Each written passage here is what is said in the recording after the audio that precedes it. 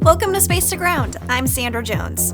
This week, 2 spacewalk dates were postponed as managers review leak data, and the crew on board space station completed ham radio calls to students on the ground.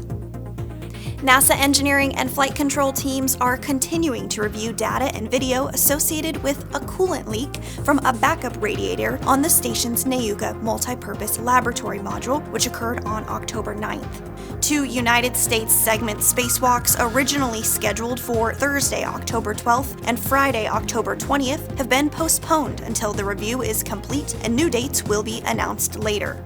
The leak has now stopped, as was reported by Roscosmos flight controllers and evidenced by NASA external station camera views, which show only residual coolant droplets. The primary radiator on Nayuga continues to work normally, providing full cooling to the module with no impacts to the crew or to space station operations. The backup radiator was delivered to the space station on the Rosviet module during Space Shuttle mission STS-132 in 2010.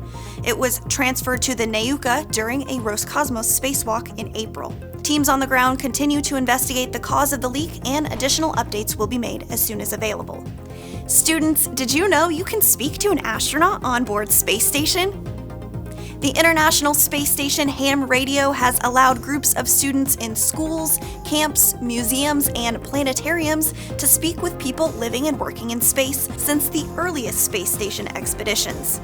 This week, NASA astronauts Jasmine Mogbelli and Laurel O'Hara, as well as European Space Agency astronaut Andy Mogensen, spent time speaking to students around the world. As the space station passes over a school or another location that receives a signal from the space station, there is typically a 9-minute window to make contact with the space station crew.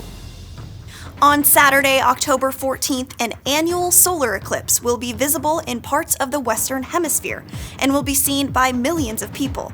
So you may wonder what an eclipse looks like from the space station. Over the years, we have received spectacular images of the Earth from the space station during such events. You can see the circular shadows on the surface of our planet as the moon moves in front of the sun.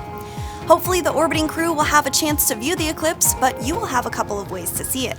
We remind you to never look directly at the sun without specialized eye protection designed for solar viewing, or you can join us live as the eclipse travels across the United States. Watch the Ring of Fire 2023 annular solar eclipse starting at 11:30 a.m. Eastern. And that's Space to Ground for this week. Thanks so much for watching.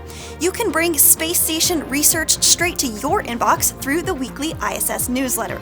For the latest research, stories, videos, podcasts, and more, head to nasa.gov/ISS-science to sign up. We'll see you next week.